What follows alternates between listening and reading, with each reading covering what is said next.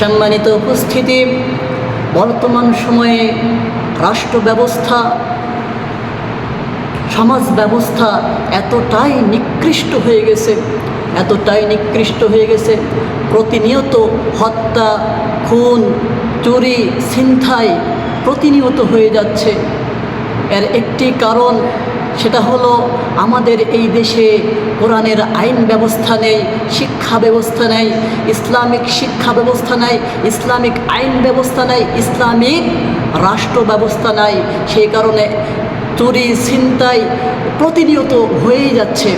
সম্মানিত হাজিরিন, আল্লাহ পাক রব্বুল আলামিন মহাগ্রন্থ আল কুরআনুল কারীমের 5 নম্বর সূরা সূরাতুল মাইদার 44, 45 এবং 47 নম্বর আয়াতে আল্লাহ পাক রব্বুল আলামিন বলছেন, ওয়ামান লাম ইয়াহকুম বিমা আনজালাল্লাহু ফাউলাইকা হুমুল কাফিরুন ওয়ামান লাম ইয়াহকুম বিমা আনজালাল্লাহু ফাউলাইকা হুমুল যালিমুন ওয়ামান লাম ইয়াহকুম বিমা আনজালাল্লাহু ফাউলাইকা হুমুল ফাসিকুন।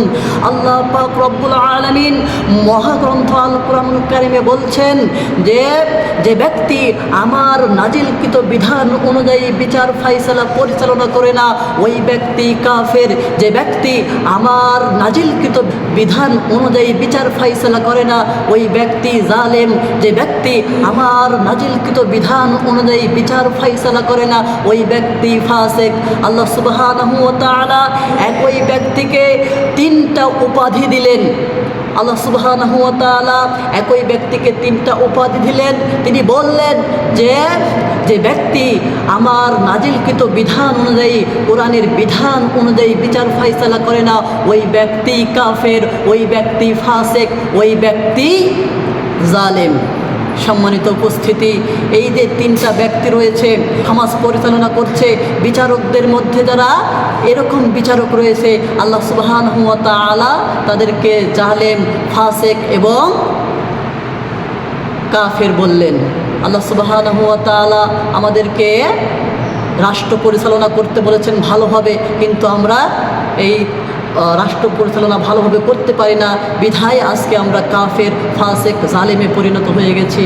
হাজিরিন, এই বিচারকদের সম্পর্কে আল্লাহর রাসূল সাল্লাল্লাহু আলাইহি ওয়াসাল্লাম তিনি বলেন যে নবী করিম সাল্লাল্লাহু আলাইহি ওয়াসাল্লাম তিনি বলছেন যে বিচারক হলো 3 প্রকার।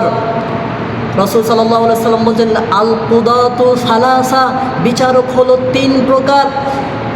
এক প্রকার বিচারক জান্নাতে যাবে, ওয়াহিদ ফিল জান্নাহ ওয়া ইসনানি ফিন্নার, এবং 2 প্রকার বিচারক জাহান্নামে যাবে। সম্মানিত হাজিরিন, চলুন দেখে আসি কোন বিচারক জাহান্নামে যাবে। যেই বিচারক সৎ উপলব্ধি করে এবং তদ অনুযায়ী বিচার পরিচালনা করে, ওই ব্যক্তি জান্নাতে যাবে। সুবহানাল্লাহ। সম্মানিত হাজিরিন, যে বিচারক জাহান্নামে যাবে তার ব্যাপারে রাসূল সাল্লাল্লাহু আলাইহি ওয়াসাল্লাম বলছেন, যে ব্যক্তি বিচার ফায়সালা পরিচালনা করে সত্য উপলব্ধি করতে পারে কিন্তু ওই সত্যটা অনুযায়ী তদ অনুযায়ী বিচার ফায়সালা করে না, ওই ব্যক্তি জাহান্নামে যাবে।